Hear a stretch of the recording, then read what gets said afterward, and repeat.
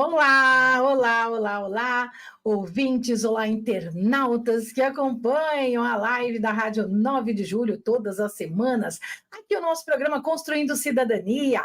Eu sou Cidinha Fernandes e, mais uma vez, quero convidar você que é internauta para acompanhar a nossa live. A live de hoje, gente, é maravilhosa.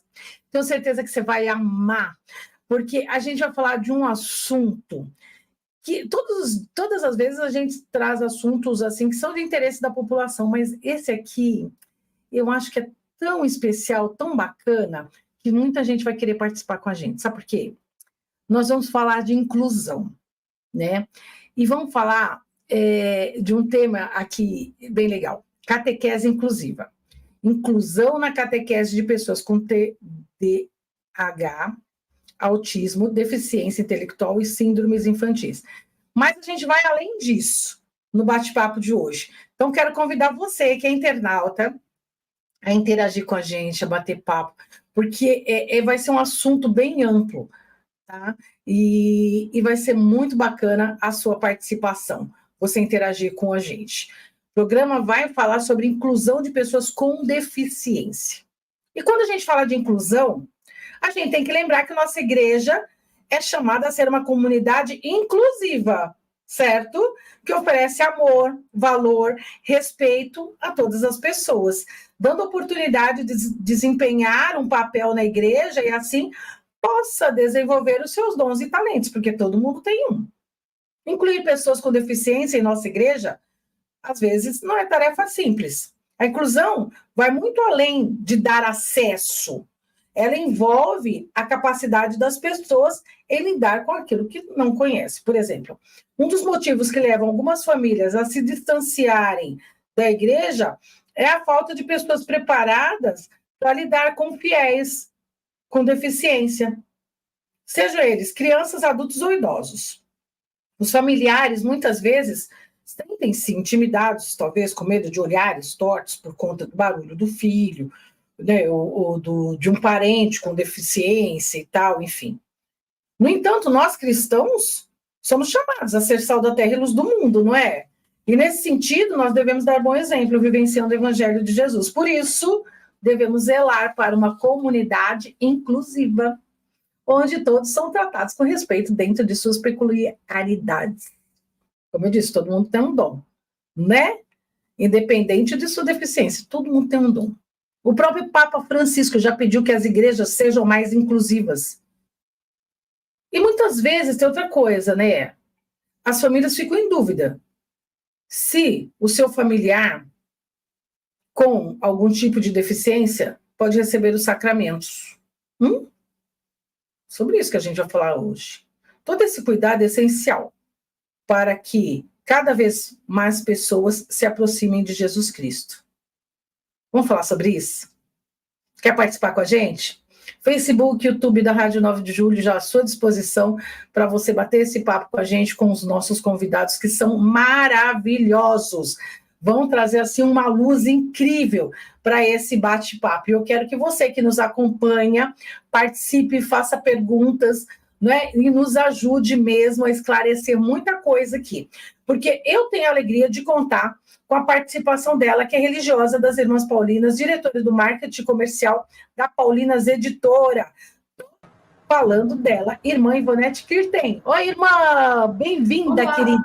Olá, Cidinha. Olha, é uma alegria muito grande poder participar desse momento, né, de cidadania, da gente conversar sobre esse assunto muito importante que a igreja, em todo o mundo, né, mas de modo particular aqui no Brasil, a gente já vem há mais de 15 anos trabalhando a questão da inclusão de pessoas com deficiência. E aquilo que você mesmo disse, não é só a pessoa deficiente, mas todos nós, né, somos convocados a ter atitudes inclusivas, porque a gente pode ter atos de inclusão na igreja, né? Então, momento de catequese, momento de encontro, mas nós temos sempre pessoas que aceitam, que vivam a pluralidade. Então, estamos aí para o bate-papo. Aí vai ser muito bom. E vai ser muito bom também porque a gente tem um especialista aqui, que é graduado em terapia ocupacional, ensino da biologia, especialista em saúde mental, autismo, educação inclusiva e atendimento educacional especializado. Estou falando do professor Wilson Cândido Braga. Bem-vindo, professor. Muito obrigado pelo convite. É um prazer colaborar com vocês com essa temática que, para mim, é uma paixão falar e que está todos os dias aqui no meu caminho, não só no trabalho, mas na convivência diária com pessoas que, de fato, precisam de ferramentas acessíveis. A gente costuma dizer que a acessibilidade é um direito de todos, mas é responsabilidade de cada um de nós. Eu, particularmente, eu tenho certeza que eu vou amar esse bate-papo, porque quando a irmã Ivonete comentou comigo, né, sobre o curso, né, que o senhor vai dar futuramente aqui em São Paulo, eu já me apaixonei pelo tema. Né? Eu falei para ela, não, a gente precisa fazer algo, né, para abranger mais gente, para que pessoas conheçam, né, esse trabalho maravilhoso aí, do professor, e saber que, de fato, a igreja está aberta para todo mundo, que a igreja é de todo mundo, né? Que a gente tem que incluir todo mundo, né? E que todos têm um talento, né, professor e irmã? E é sobre isso que a gente quer falar hoje, quer trazer todo mundo para dentro da igreja. A igreja somos nós, não é verdade? Sim. Tá aberto o microfone para vocês, podem falar, o programa é de vocês, eu estou aqui, ó, só para fazer volume hoje. Em primeiro lugar, eu queria agradecer a parceria estabelecida com a Paulinas desde 2014, 2015, já são vários anos aí, não só com formações aqui em Fortaleza, mas também em outros estados, e a abertura para o meu material de publicação, que foi o autismo inicialmente, a deficiência intelectual depois, e agora o TDAH. Então, são cenários que precisam cada vez mais de visibilidade, porque saiu do consultório médico e agora está em todos os espaços. E a gente costuma dizer que a pessoa com deficiência, ela está onde ela quiser estar. Né? E quando a gente fala desse movimento de catequese inclusiva, que a Paulinas tão bem abraça, e que a gente está aí em breve em São Paulo para falar sobre isso também, é mais um canal de abertura para a gente entender que sim, a pessoa com qualquer dificuldade, com qualquer deficiência, transtorno, síndrome, condição essa ou aquela, vai estar também chegando nesse espaço. E a melhor forma de acolher a pessoa com dificuldade é conhecer como ela funciona. Então, essa live, eu acho que ela chega para a gente, no mínimo, dizer o que é o autismo, o TDAH ou qualquer outra condição de deficiência, para que você que está aí me ouvindo possa receber com qualidade a sua criança, seu adolescente ou seu adulto que, de fato, precisa de acolhimento. Uhum. Ô, irmã, muitas vezes, né, a gente vê, e eu já vi isso também, nas igrejas, durante a missa, a gente está lá, chega assim, uma família, chega uma mãe com uma criança, né, que tem algum tipo de deficiência, e aí a criança fica fazendo um certo barulho, né, lá na igreja, e as pessoas ficam olhando meio torto. Né? Já vi, inclusive, padres, né, reclamando, Padre Cido que fica bravo com isso, né? Quando ele ouve alguém falar assim, né? Fala, olha, o padre lá, né? Não gostou muito que meu filho estava fazendo barulho. Ele falou, onde já se viu isso, né? Mas, infelizmente, ainda existem pessoas despreparadas, né? Que não entendem essa questão, né, das pessoas com deficiência. E aí, essa foi a preocupação de vocês aí, Paulinas, para poderem fazer esse trabalho junto com o professor? Sim, Cidinha, porque, olha, a gente já vem trabalhando isso desde 2010, um pouquinho antes. Começamos o nosso Centro de Catequese Paulinas, o LUCAP, em 2005. E a partir daí foi um crescente, porque hoje, para trabalhar manuais de catequese ou trabalhar cursos de catequese, você tem que ter uma pluralidade de conhecimento, né? Tem várias disciplinas, né, da educação que elas se cruzam. Você não pode pegar só, vamos passar conteúdos religiosos. Não, você tem que ter metodologia, psicologia, a parte científica, e nós começamos a trabalhar e convidando profissionais para nos ajudar a esclarecer o que são essas síndromes. Se a gente falar isso, depois o professor pode dizer, porque na época a gente até falava pessoas portadoras de deficiência, né? E você muito bem aí está ressaltando pessoas com deficiência, mas com dons e qualidades. Então, foi importante isso. E eu lembro, Cidinha, que em 2012 eu ajudava muito na paróquia Santíssimo Sacramento, que fica aqui na Rua Tutóia, em São Paulo, e tinha uma menina que ela tinha deficiência intelectual. Então, ela de fato, ela fazia, quando ela ficava nervosa ou se sentia um pouco estranha no ambiente, que começavam a cantar música, às vezes tinha bateria, ela começava a soltar sons que a gente não compreendia. E aí, foi um trabalho que o Padre Cido fez, que não é o Cido aí da rádio, né, o Padre Cido lá da paróquia, fez com a comunidade, de começar a aceitar, a incluir essa pessoa.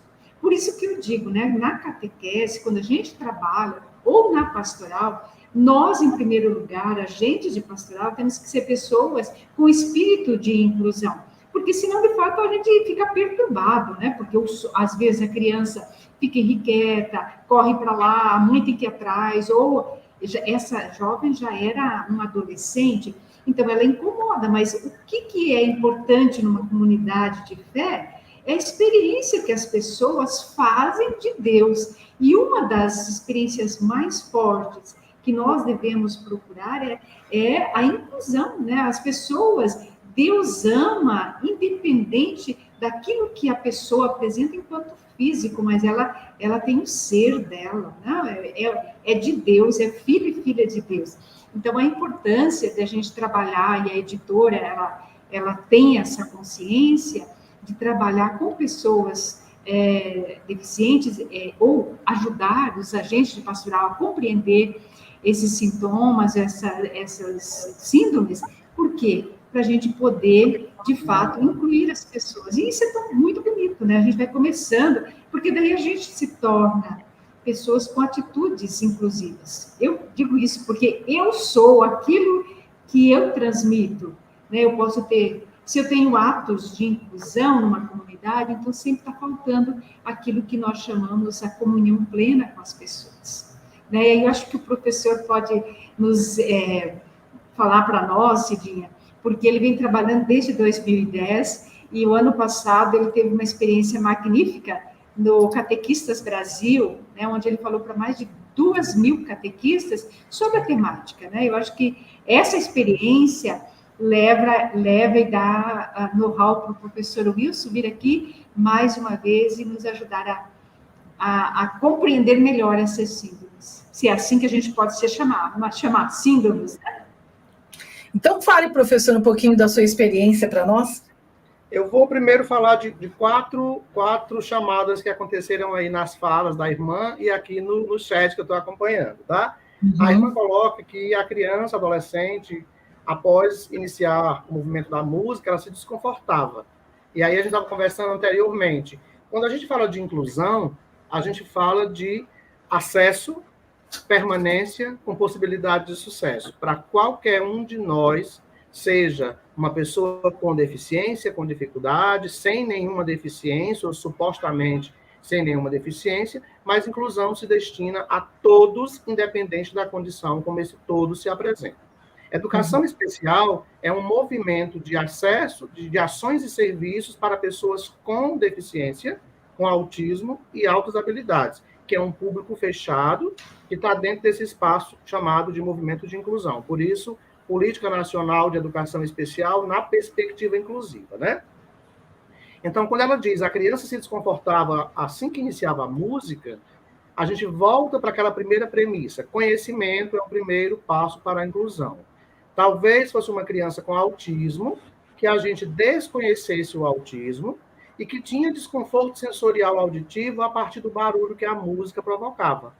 90% das pessoas com autismo têm transtornos do processamento sensorial, uma hipersensibilidade ou uma hipossensibilidade, ou as duas coisas juntas, que a gente chama de desmodulação sensorial. Quando a gente conhece o que é o autismo, que é um conjunto de situações que trazem dificuldades de fala, comunicação, interação social e repetição de comportamentos ou interesses, a gente entende que o autismo pode ter várias outras questões comórbidas associadas a ele. 90% das pessoas com autismo têm alteração sensorial, 70% têm prejuízos intelectuais.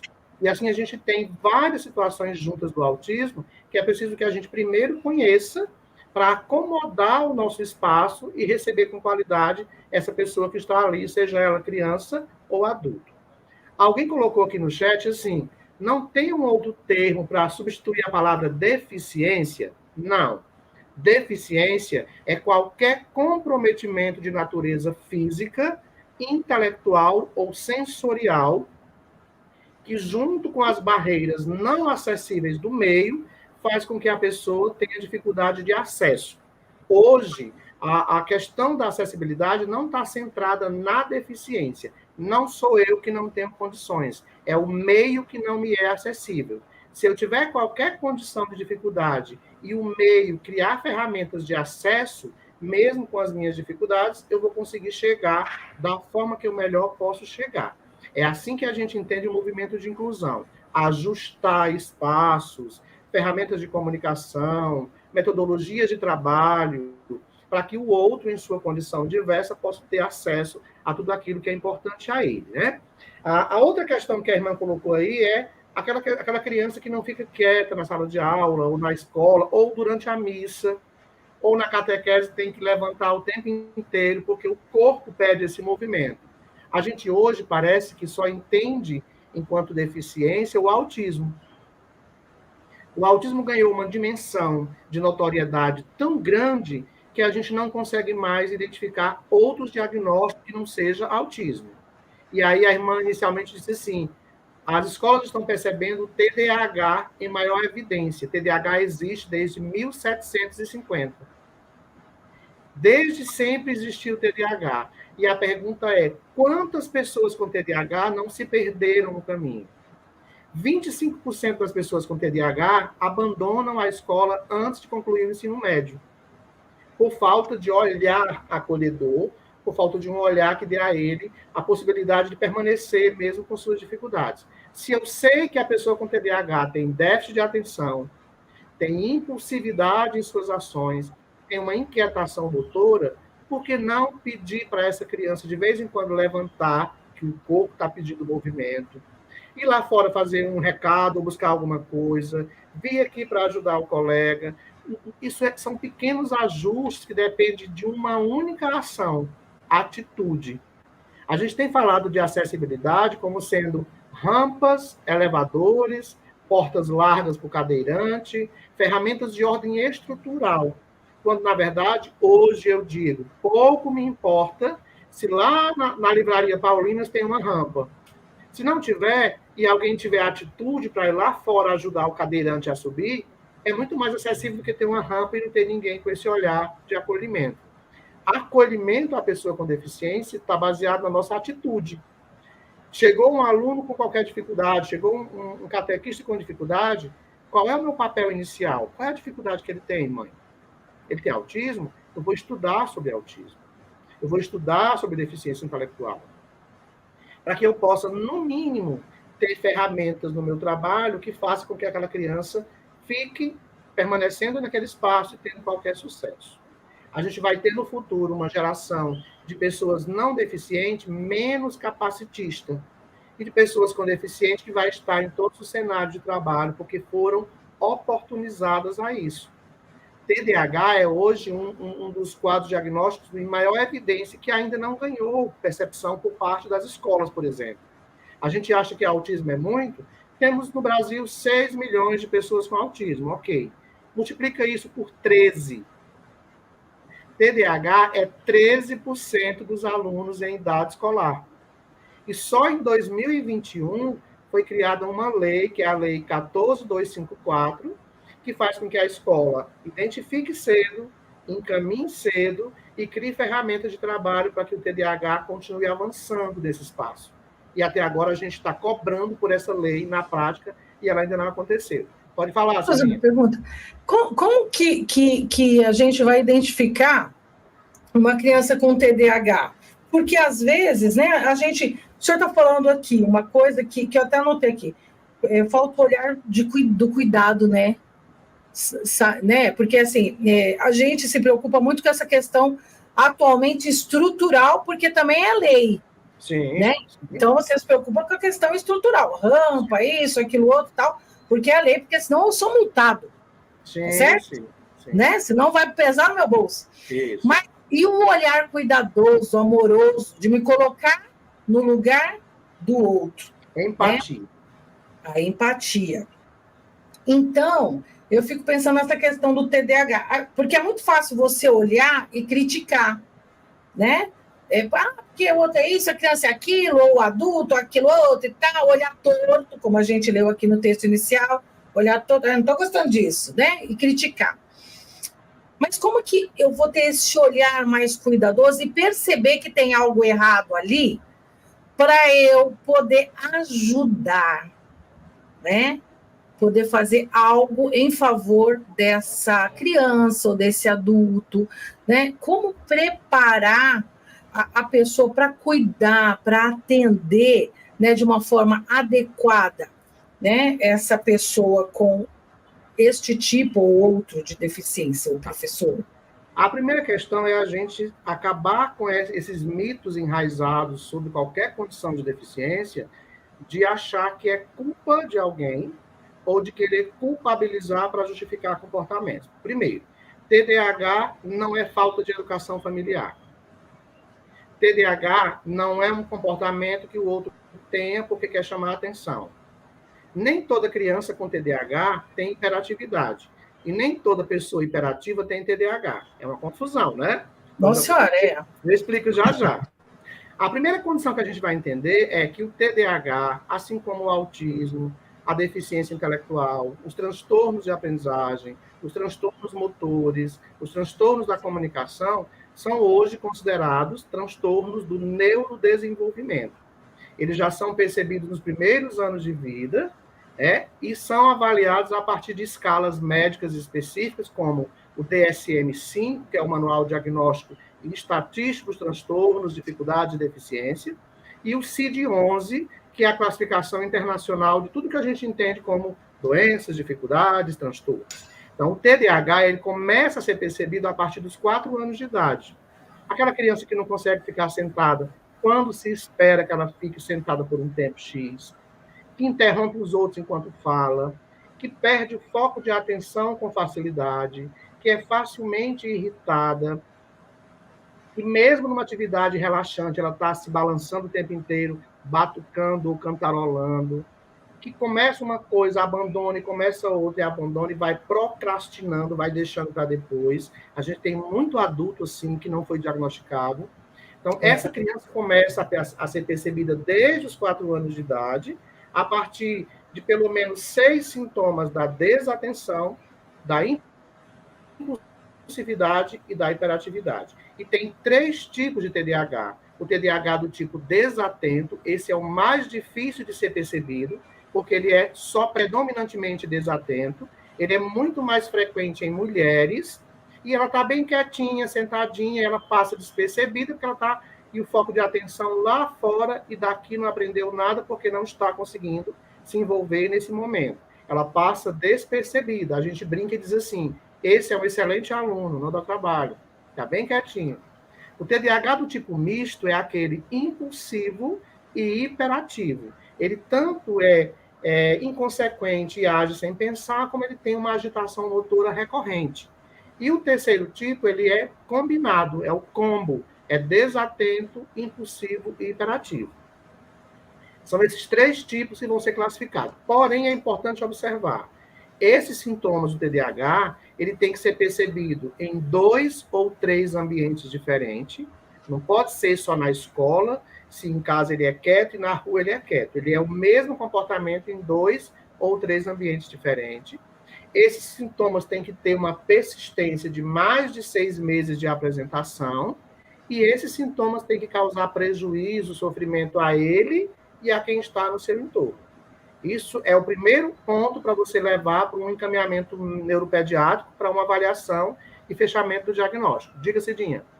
A pessoa já nasce assim ou ela pode desenvolver, né, com o passar do tempo?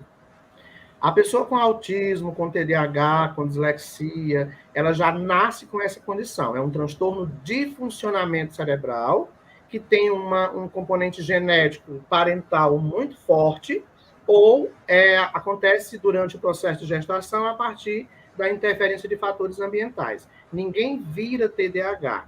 O nível de prejuízo de um TDAH ou de um autista vai ser maior ou menor em função da organização do ambiente, da estimulação que recebe, mas ele vai apresentar o TDAH independente, né, da idade ou do tempo. Alguns são percebidos mais à frente porque passa despercebido. Por exemplo, nós temos hoje, Cidinha, muitos adultos que só se descobriram TDAH agora, depois do TDAH de seus filhos, depois dessa onda crescente de informação que a gente tem sobre isso. Muitos autistas considerados leves só se descobriram agora, adultos, depois dessa onda de conhecimento que a gente tem, ou de informação, ou de repetição de informação sobre o autismo. Por exemplo, o autismo. O autismo você tem crianças com 1 ano e meio, até 2 anos e meio, 3 anos, já evidenciando todos os sintomas de apresentação. Nenhum autista apresenta sintomas depois dos 3 anos, é sempre antes. Agora, perceber isso e entender que é uma dificuldade é que pode levar mais tempo para você identificar, porque às vezes a família acha que é normal, que não tem nada demais. E quando diz assim, o pai dele era assim, aí eu digo, aí fechamos o quadro diagnóstico, porque tem um componente parental muito forte. Uhum. Então, hoje, a gente não tem mais TDAH, a gente não tem mais autista, a gente tem mais conhecimento, a gente tem mais informação, a gente tem mais gente falando sobre autismo, conversando aqui com você numa entrevista na rádio, na televisão, na novela, num filme. É capaz de um adolescente assistir uma série com um personagem autista e ir para a rua e ver alguém dizer, olha, eu acho que ele tem autismo também, porque eu assisti. Então, a gente tem uma onda de conhecimento que fez com que essa estatística crescesse demais. Uhum. Eu tenho uma pergunta aqui, da Regina. Posso incluir em uma única turma de catequese de adultos uma pessoa adulta autista ou devo realizar uma catequese separada para ela? Você pode e deve incluir, mesmo que em alguns momentos você precise, em separado, trabalhar algumas questões que não aconteceram de forma tão funcional no grupo. A ideia da inclusão não é trabalhar separado, é você trabalhar junto, adequando o que você faz à forma como esse outro pode melhor responder. Você trabalha com ele no conjunto, mas vai ter pontos que você vai precisar sozinho com ele sentar para trabalhar individualmente, porque pode ser que ele funcione melhor dessa forma. Inclusão é sentimento de pertencimento. É quando eu me sinto parte. E quando eu me sinto parte, eu me sinto igual aos outros, mesmo com as minhas singularidades. Uhum. Tem outra questão aqui, da Janice Santos. Para que... Quer falar, irmã? Pode falar primeiro. Eu quero. Ele está falando de pertencimento, de participação, mas aí, professor, hoje a gente percebe essa dificuldade em nossas comunidades, paróquias, na catequese em si, falta a questão do conhecimento, mas também da nossa parte não existe o preconceito, o medo da aproximação. Eu lembro que na minha comunidade pequena tinha uma jovem que ela tinha síndrome de Down. E a gente tinha dificuldade de brincar com essa criança, porque a gente tinha medo. As familiares escondiam. Existe ainda esse preconceito, esse escondimento, ou a gente já está se evoluindo para uma inclusão maior das pessoas na sociedade, nas escolas e, consequentemente, dentro da igreja? Olha, o preconceito, ele é um conceito que você cria de forma antecipada sobre algo que você ainda não conhece, né? Então, sim, na nossa geração, a gente tinha receio pelo desconhecimento. E a gente vem desde o iluminismo, clareando a nossa mente, trazendo informação. Hoje, a gente mal fala sobre essa condição da síndrome de Down. E quando fala de forma natural. A gente naturalizou aquele quadro diagnóstico que levou um tempo, se achava que pegava, o pai não queria que o filho convivesse porque ia pegar, porque o outro era assim, tinha-se termos diversos em cima dessa condição. Hoje nós temos a naturalização de algumas condições diagnósticas e o entendimento de que não pega, não faz mal, pelo contrário, são sujeitos como qualquer um e que precisam de acesso como qualquer pessoa precisa, né? Então, o preconceito vai existir sempre, porque é o medo do desconhecido. Ele começa dentro do grupo familiar, ele não começa fora, ele começa dentro. É o marido que vai embora porque o filho nasceu com deficiência, em alguns casos. É a família que deixa de convidar porque a criança é agitada e derruba as coisas, é barulhenta, é melhor não ir. É a mãe que se sente mal pela condição do seu filho e se fecha em casa para não criar um mal-estar para ela ou para os outros, achando que está protegendo, quando, na verdade, ela está criando mais dificuldade para eles. Então, esse preconceito é pelo desconhecimento. Hoje, nós temos o autismo, por exemplo, que chegou à escola tem 11 anos. Chegou em 2013, depois de uma lei, a Lei 12.764, que trata dos direitos da pessoa com autismo, e como a Cidinha bem colocou, a escola tem medo de multa, tem medo de rejeitar, e ela agora tem que encontrar uma forma de acolher, porque é um direito. Todos os alunos em idade escolar têm direito à matrícula e a estar nesse espaço de forma qualificada, e assim como em qualquer outro espaço, como catequistas, é o espaço de catequese que a gente está falando aqui. Então, o preconceito ele vai existir sempre, mas quando a gente passa a conhecer, a gente passa a olhar diferente.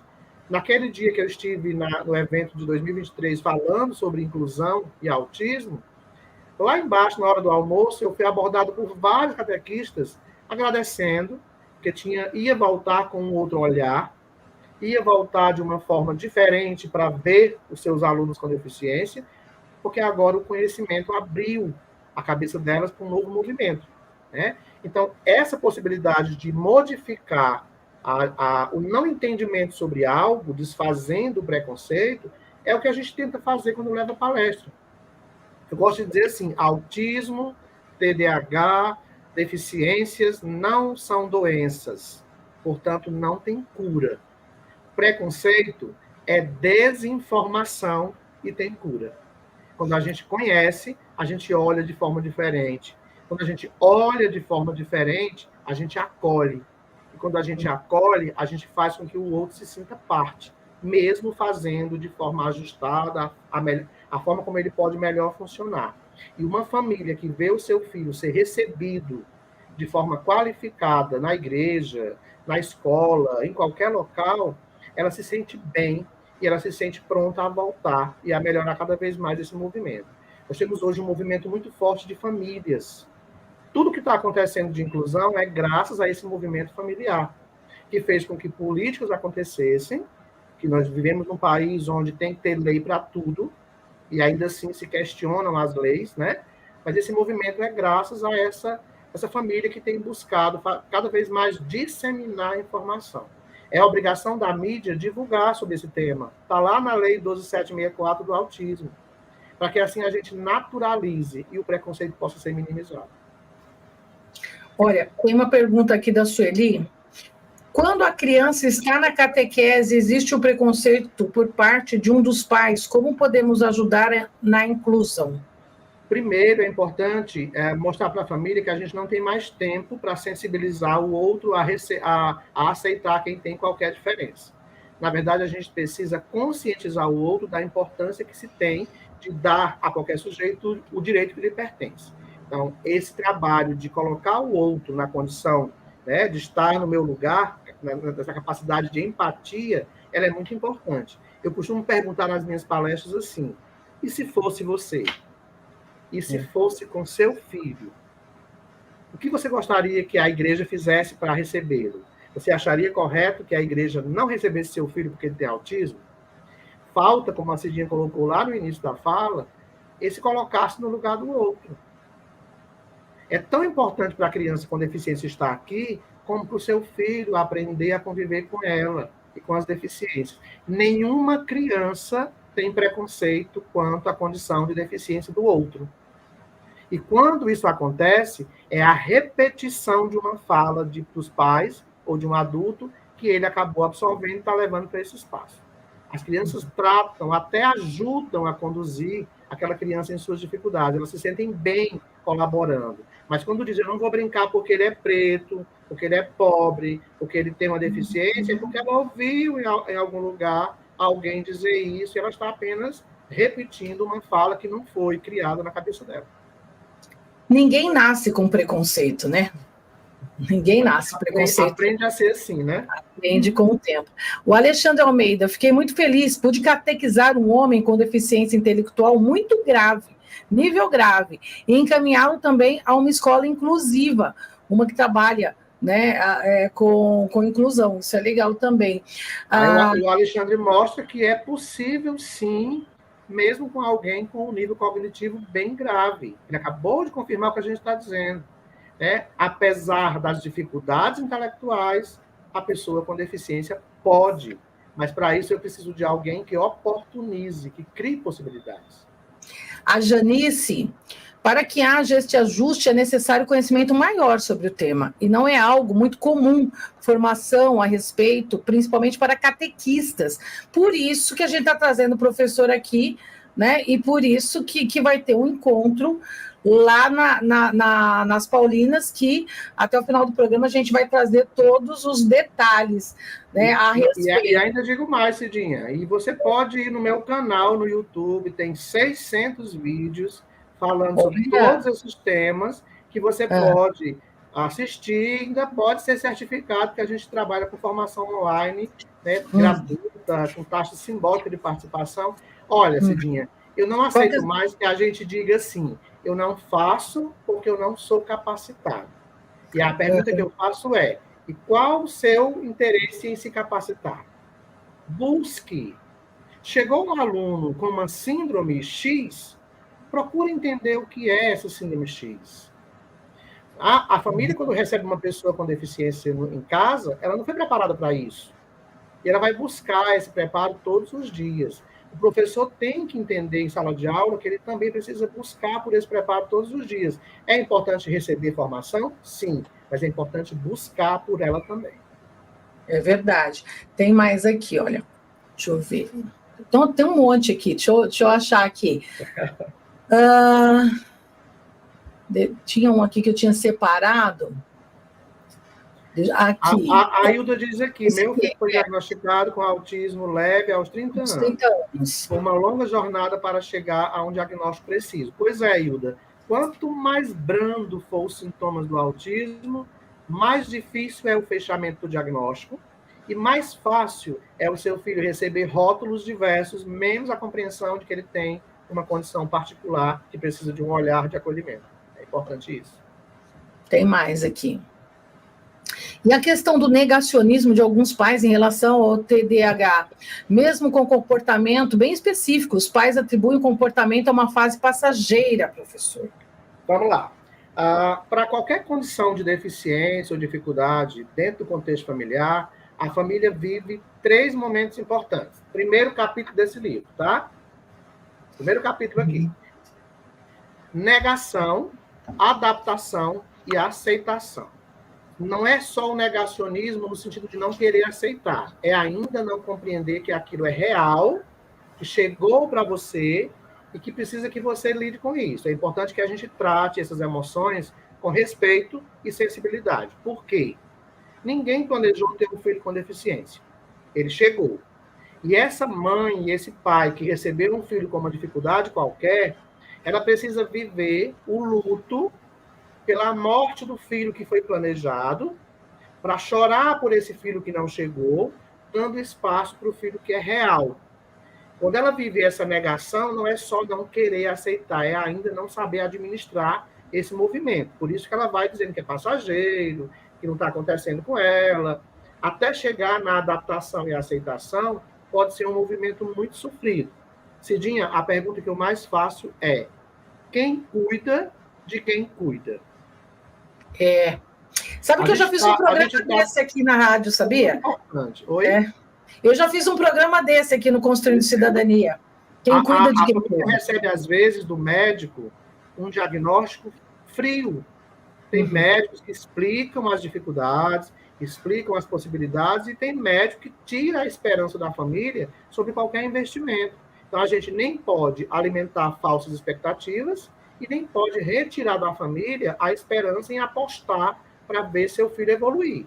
Então, esse movimento de negar é um movimento que precisa ser tratado com muita delicadeza, porque a gente ainda está vivendo um luto por parte de algumas famílias. Tem família que recebe o diagnóstico, vira a página. Tem família que chora até hoje e se esconde e entra em processo depressivo, né? Em função, são muitas emoções nesse momento. Então, é primeiro entender que esse pai ainda vai precisar de um tempo, mas que eu que recebi esse sujeito já percebi que ele tem dificuldades e que eu tenho que ajustar o meu trabalho à forma como ele pode melhor funcionar.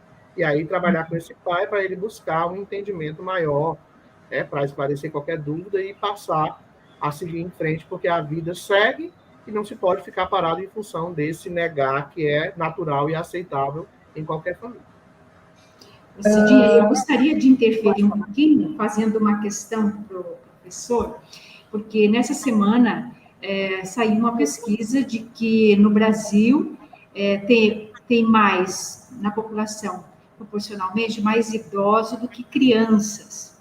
E nós sabemos que o envelhecimento traz consigo algumas deficiências, se posso dizer assim, ou como eu estava conversando e gostaria que o professor esclarecesse, que o idoso começa a portar alguma deficiência. Se é real a gente falar isso, e como hoje a gente incluir na nossa sociedade a questão do idoso, né? Porque não é só questão de acessibilidade física, mas a questão de uma acessibilidade afetiva e efetiva junto com essas pessoas que na vida trabalharam, construíram a sua família, ajudaram a construir a sociedade, e que chega um momento que se sente só. A gente convive com muitas pessoas, né, idosas, e que se sentem profundamente sozinhas, tristes, com depressão, que também são sintomas dessa nova realidade que o Brasil está vivendo, professora. Exatamente. Há uma questão importante no envelhecimento que a gente chama de declínio cognitivo. A partir dos 50, 60 anos de idade, a gente vai tendo algumas perdas naturais, faz parte do processo de envelhecimento, e esse declínio cognitivo são alguns déficits de memória, né, que vão acontecendo dependendo de como cada pessoa tem funcionado ao longo desses anos, chegando nesse processo de melhor idade ou de terceira idade, seja lá o nome que a gente dê. A população idosa, sim, tem crescido muito, e ela está dentro, irmã, daquele movimento que a gente citou lá no início de educação inclusiva.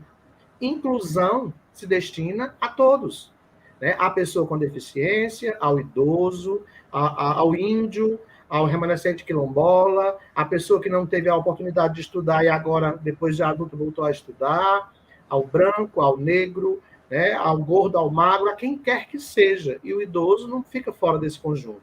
A gente está falando de inclusão, de possibilidade para quem tem uma dificuldade temporária ou uma dificuldade permanente. Quando eu falo de deficiência, é permanente, vai ao longo da vida, podendo sair de uma dificuldade maior para uma dificuldade menor, dependendo da estimulação que recebe. E o idoso é esse processo que vinha naturalmente acontecendo e agora declinou e começa a entrar não só no processo de perdas naturais, fisiológicas, mas na condição de abandono, de segregação do contexto familiar, porque as famílias fazem a opção de colocar num abrigo, porque ele quis ir, na verdade ninguém quer ir com abrigo, as pessoas querem continuar convivendo e sendo funcionais. Nós vivemos num país onde o grande desejo de todos nós é se aposentar, mas a gente não tem preparo para esse momento da ruptura com a ocupação, e muitos entram, inclusive, em processos depressivos pela falta do que fazer e pelo apontar de dedos do outro de que você agora é um estorvo dentro de casa, é alguém que está ali sem contribuir, é alguém que está ali sem fazer, quando você já contribuiu por 50, 60 anos e chega um momento de você viver outras coisas, mas você não foi preparado para isso, nem financeiramente e nem afetivamente. É tanto que você tem o primeiro movimento depois que você se aposenta de curtir os primeiros meses e depois entrar no questionamento. O que eu vou fazer agora? Eu não sirvo mais para nada, né? E a primeira questão que se faz é esse distanciamento afetivo. Quantos abrigos não estão cheios de pessoas idosas e idosas jovens que poderiam estar ainda na ativa ou fazendo outras coisas, ou curtindo por todo o trabalho que realizou ao longo de décadas, e estão lá porque a família optou que ali é melhor para ela, porque o filho não tem tempo de dar atenção. A gente tem essa história do tempo como uma justificativa para abandonar. E nem visitar até. Então, como a irmã colocou, o idoso hoje cresceu em quantidade, é um dos públicos que se tem maior espaço de intervenção terapêutica ocupacional, fonoaudiológica, psicológica, principalmente, por conta desse movimento que é preciso continuar. É a preservação de algumas funções para que você possa continuar bem ao longo dos anos que você ainda vai viver, né? Então, é uma população que merece uma atenção especial e que está dentro do movimento de inclusão também. Olha aqui, o Alexandre está perguntando, dando até uma sugestão, no caso, né? Um tema para desdobrar futuramente, além da catequese, é a promoção de ambientes inclusivos na missa. Já ouvi falar de umas missas mais inclusivas, ajustes sensoriais para autistas, etc. e tal. Né? Exatamente, interessante. O uso de abafadores auditivos para autista, a regulação do som para não ser um som tão agressivo aos ouvidos de uma pessoa com alteração sensorial. Vale destacar, Alexandre, que alteração sensorial não é questão apenas de autista. Qualquer um de nós pode ter transtorno sensorial sem ser autista. E é preciso que a gente tenha essa regulação para garantir que quem está naquele espaço ali se sinta confortável naquele espaço. Então, a gente tem aí o colocar na frente, a garantia de cadeiras mais próximas, de cadeiras largas para pessoas que têm uma estrutura física diferenciada, de acomodação para quem é cadeirante, para não ficar colocado em qualquer lugar. Então, são pequenos ajustes que dependem aí do nosso olhar de acolhimento. É o olhar de acolhimento, é se colocar no lugar do outro, é empatia, né? Ó, a Hilda Roda. Professor, você tem livros sobre esse tema? Se tiver, por favor, compartilhe conosco. Eu tenho três pela Paulinas, e tenho 3 capítulos em outros 3 livros, tenho 4 artigos na revista Construir Notícias, tem 2 artigos no site do Vatican News. Então, o da Paulinas, inicialmente, é esse, Autismo Azul e de Todas as Cores. Eu acho que é um livro, um dos mais vendidos dos meus, de 2018, continua sendo um dos que eu mais vendo nas palestras, porque eu fiz esse livro com uma linguagem clara, fácil de compreensão para o pai, para o cuidador, para o profissional da saúde, da educação, para o catequista, para entender o autismo de uma forma simples, sem arrodeios, sem termos técnicos exagerados, que você lê e você entende o autismo, inclusive como ele se organizou ao longo dos anos. Então, é o primeiro livro, Autismo Azul e de Todas as Cores. O segundo livro é esse, que também fala um pouco do autismo, mas ele é focado na deficiência intelectual e nas síndromes infantis. Aqui a gente fala de síndrome de Down, fala do autismo, fala da deficiência intelectual, dos transtornos de aprendizagem e dá muitas dicas de como trabalhar com a pessoa com deficiência intelectual. E fala de muitas síndromes que tanto podem ter o autismo, como pode ter a deficiência intelectual associada. E o terceiro e mais recente filho é esse, Transtorno do déficit de atenção com hiperatividade. A gente não falou aqui na live, mas eu vou citar aqui um outro termo que a gente precisa compreender. TOD, transtorno opositivo desafiador. É um transtorno comportamental, onde a criança tem uma tendência natural a fazer o contrário do que o outro pede. Ela desafia as ordens postas, ela não tem medo de figuras de autoridade, e 65% dos TODs têm TDAH associado. Aqui tem um capítulo sobre o TOD, aqui tem um capítulo sobre função executiva, que é essa área cerebral que precisa ser estimulada por nós, e tem muitas dicas sobre TDAH. Ele foi lançado em setembro e eu acho que vai já acompanhar as vendas do autismo, porque ele está saindo muito pela linguagem clara e pela facilidade de compreensão. Então, são essas 3 dicas paulinas, que você pode tanto comprar nas lojas físicas, como pode comprar aí no site da Paulinas, né, que vai para todo o Brasil, e em outras páginas também aí que vendem os livros da Paulinas. Então, são as 3 dicas dos meus livros Paulinas. E tem um que já está em andamento, que é sobre inclusão, que esse ano eu não tive como concluir, mas eu vou concluir até o próximo ano. Tá, antes da gente falar do curso, só mais uma última pergunta aqui, da Janice Santos. Portadores de demência de Alzheimer se encaixam nesse perfil, professor? Janice, vamos tirar os portadores. Pessoas com Alzheimer, elas se encaixam, sim, no movimento de inclusão. Precisa cada vez mais de conhecimento por parte da família, né, para conduzir alguns comportamentos, inclusive tem muitas condições de alteração comportamental associadas ao Alzheimer, que são perdas cognitivas, declínio cognitivo, de quadro demencial que vai acontecendo nesse processo de envelhecimento e que precisa de suporte familiar para conduzir algumas questões e de suporte continuado de terapia ocupacional, de fonoaudiologia, de enfermagem, para trabalhar, inclusive, questões alimentares que você vai perdendo enquanto funcionalidade ao longo do processo do Alzheimer. Alzheimer, antigamente, era considerado um quadro muito recorrente em pessoas idosas, e hoje você já tem isso acontecendo em pessoas jovens. Mulheres jovens com 50 e poucos anos entrando no processo demencial, que no passado a gente via acontecer em 10, 15 anos, esse processo de sofrimento, hoje é numa agressividade de 5, 6 anos, do início da apresentação até as perdas funcionais que o quadro vai impondo aí ao longo do processo. Então, Alzheimer, sim, faz parte, todos fazem parte do público de inclusão e faz parte aí da necessidade de se conhecer. Hoje existem grupos de apoio a famílias de pessoas com Alzheimer, porque mexe com as emoções de todo o grupo familiar, com a rotina, precisa de organização estrutural do ambiente domiciliar para que a pessoa possa continuar funcionando bem, além de manejos dos comportamentos que vão surgindo nesse processo. Muito bem. Então, a gente está chegando aqui no final do nosso bate-papo, né? Está maravilhoso. Mas a gente tem que falar também, né, do encontro, do curso, né, que vai acontecer agora em fevereiro, né, irmã?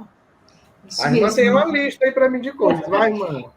O professor está vindo para São Paulo dia 1º de fevereiro e só vai embora dia 7 de fevereiro, porque nós fizemos uma grande agenda aí para que ele possa entrar em contato com professores, com as lideranças, né, das escolas e de algumas escolas e também da nossa arquidiocese. E aí nós fizemos uma parceria muito linda e bonita, né, com a comissão bíblico-catequética da arquidiocese e para duas palestras. A primeira que vai acontecer no dia 3 de fevereiro, né, das 8 às 12 horas, mas que já estão com as inscrições, Cidinhas, esgotadas. Se esgotaram em 3 dias, nós tínhamos aí 220 vagas e já foi preenchida. Então, nós conversamos com o professor se ele podia trabalhar um pouquinho mais.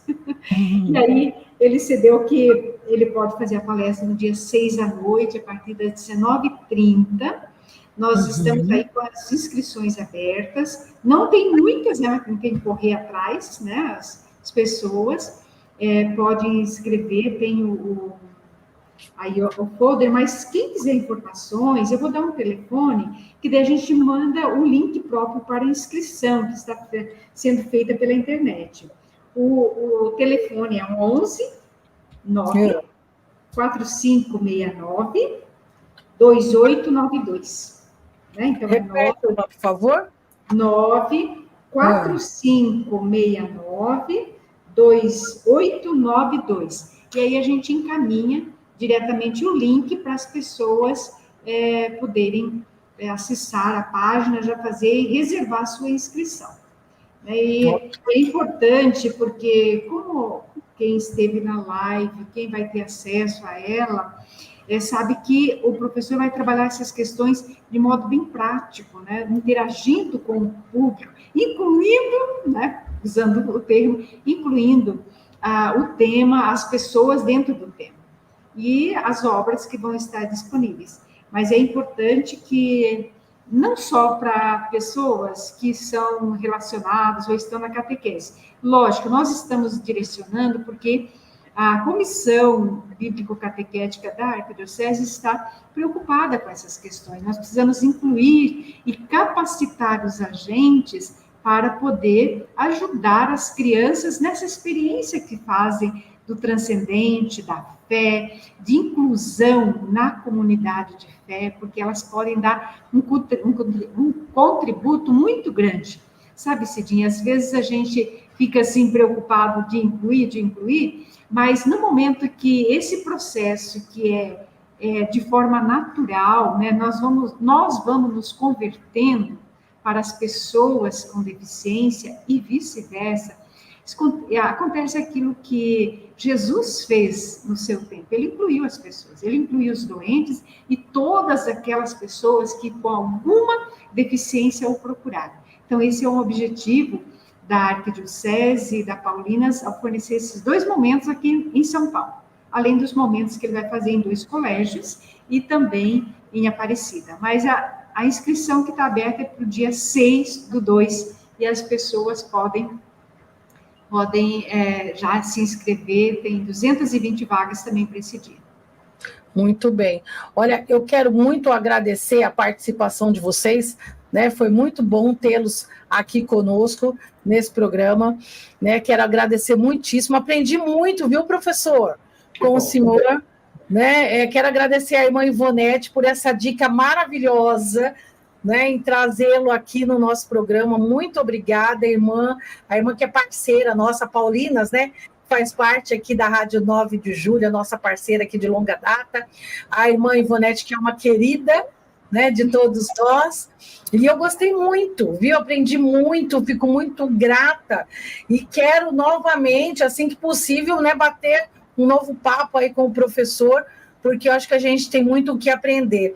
Vale lembrar que a gente está no início do ano, início das aulas, eu acho que muita gente, né, vai enxergar agora a sala de aula, muitos professores que acompanharam também, creio, aqui o nosso programa, vão enxergar os seus alunos de outra forma, né, com um olhar mais acolhedor, né, com mais empatia, como a gente comentou aqui, como a gente aprendeu com o professor, principalmente também os nossos catequistas.